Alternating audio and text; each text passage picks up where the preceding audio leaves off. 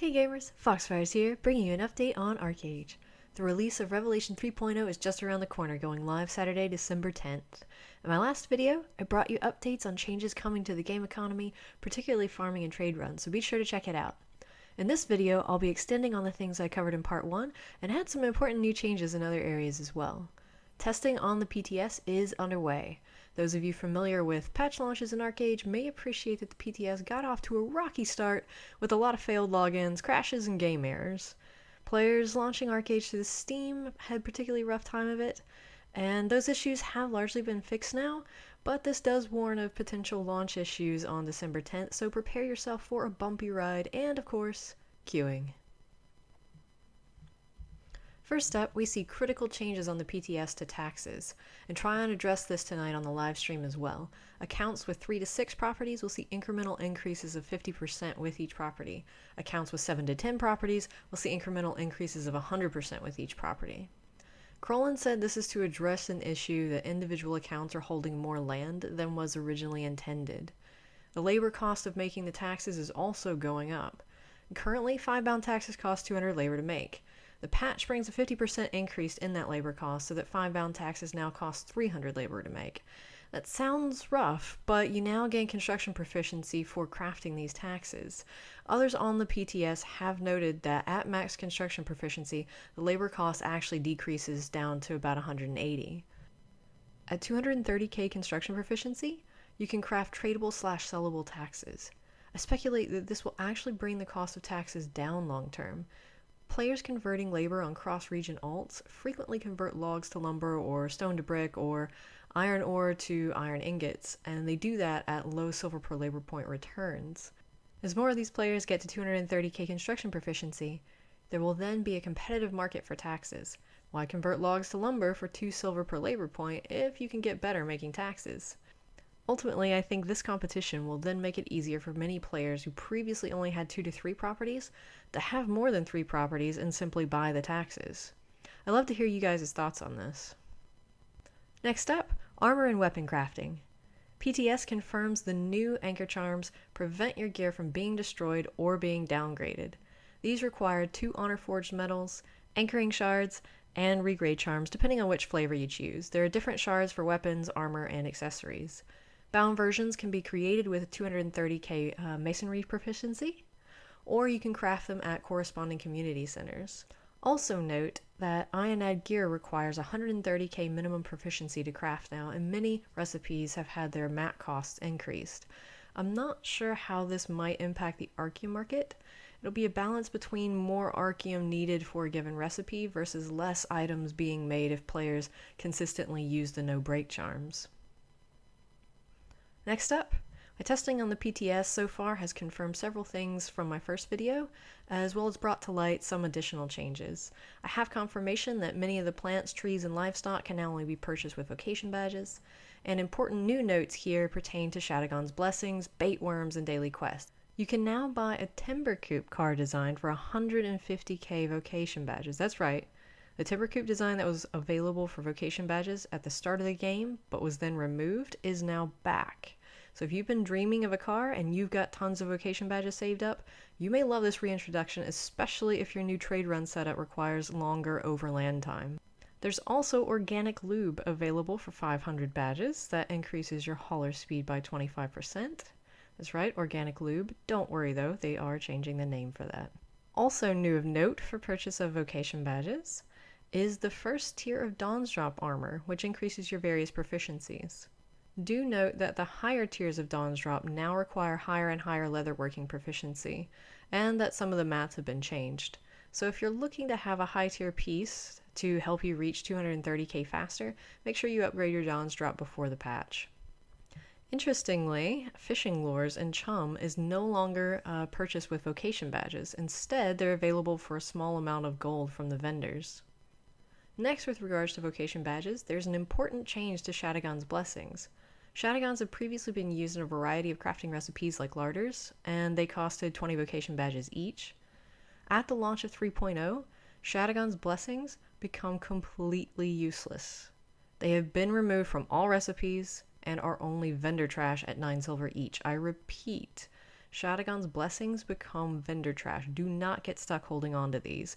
Use them or sell them on the auction house before the patch. Bait worms become the currency used to make all standard farming and gathering seed bundles, and they're required for various daily quests. Bait worms can be obtained by growing a new item purchased with vocation badges called Worm's Favorite Dirt, which is 80 badges and takes 3 hours to mature. The harvest yield on these is a bit disappointing. For each one of these worms' favorite dirt, you only get roughly 10 worms each, so you'll need a fair amount of space if you want to grow a lot of worms. These bait worms are now also used to grow the new seed bundles corresponding to the new crop types. New crops include amaranth, pineapple, pansies, hibiscus, and watermelon. What's particularly interesting about the new crops is that they're zone exclusive. It's the first time we've seen a major crop be zone exclusive in ArcheAge. We're not talking about climate preference here, we're talking about actual zone exclusivity. For example, the tooltip shows that amaranth seeds can only be bought and grown in Silent Forest. Watermelon and Rocala, hibiscus and villanelle, pansy and carcassi, and pineapple and gwenoid. Zone exclusivity on crops immediately begs the question, what recipes are these new crops used in? Hibiscus is necessary to make the new tier of healing potion after Desert Fire, pansy for mana potion after Mossy Pool, watermelon for mana pot after Kraken's Might. Amaranth and pineapple are both needed to make the new tier of bread and soup after Hearty Soup and Deluxe Sandwich. One tiny tidbit of good news for farmers here is that seeds finally stack to 1,000 instead of 100, so feel free to shove seeds into every remaining inventory slot available before the patch, because you'll be able to stack them up afterwards. Bait worms are still needed for the blue salt daily quest called Bait Worms. It takes 100 worms to complete the quest, which grants 1 gilda, 500 vocation badges, and 5 gold.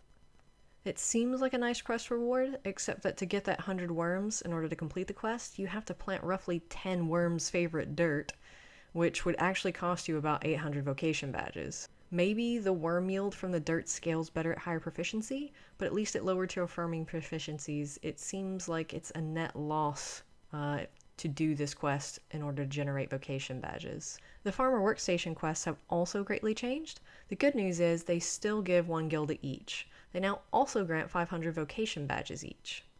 The mat requirements have changed in that they no longer require special organic chicken, duck, and goose meat.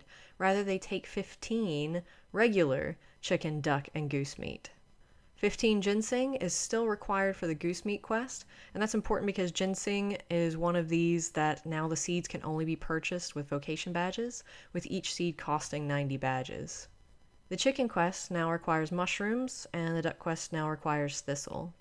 This is an interesting change that makes the rancher's farmhouse have a lot of potential. You can do 50 hens, ducks, or geese per harvest without needing to feed them.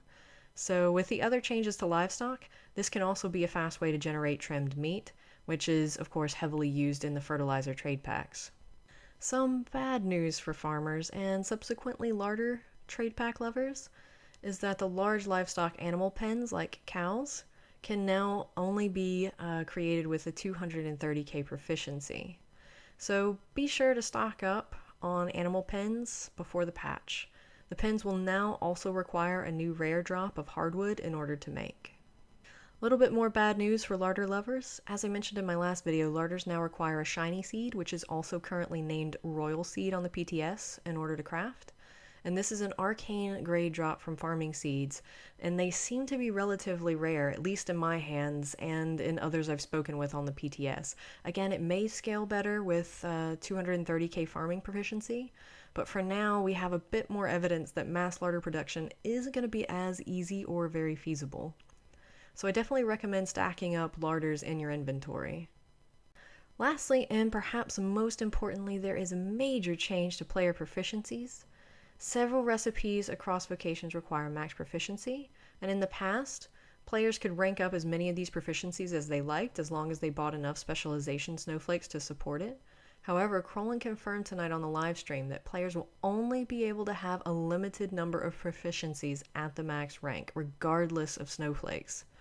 players may only have 2 harvesting-based skills, 3 crafting-based skills, and 2 from the miscellaneous category. That's huge when you think about it. For example, a farmer often spreads labor across farming, gathering, mining, and husbandry, but now they'll only be able to have 2. If they choose farming and gathering, they won't be able to have a 230k proficiency in husbandry. And again, what that would mean is they wouldn't be able to make animal pens. A crafter might find it hard to choose between weapons, armor, accessories, and support skills like alchemy. Many players are probably going to be upset with this change because they've spent thousands of gold in snowflakes, making it so that their main character gains a high proficiency in a variety of professions. So instead of having 3+ harvesting skills at 180k ready to push to 230, they now find themselves having to leave all but 2 of those behind, or they'd instead have to level an alt to 230 from scratch in order to pick up those extra skills. It's certainly doable, but it will be a pain to level them and a pain to log out every time in order to use the required proficiency. It seems like the goal here is to make players specialists, with no one being a jack of all trades. However, if the player base continues to decline, I worry that this change could be detrimental to the supply of high proficiency items that are available for purchase on the auction house. I'd love to hear you guys' thoughts on this.